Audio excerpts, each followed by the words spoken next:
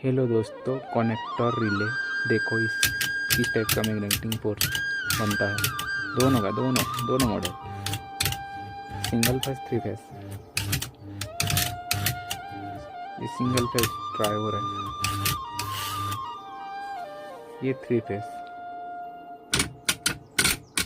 Experiment हो रहा है। देखो देखो देखो कैसा हो रहा है। देखो देखो देखो देखो।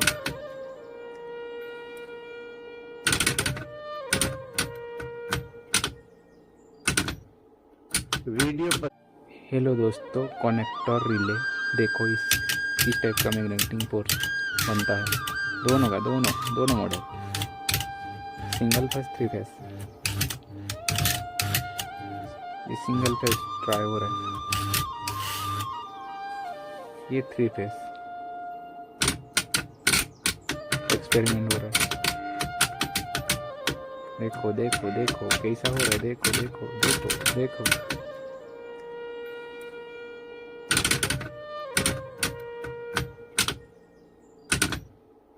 वीडियो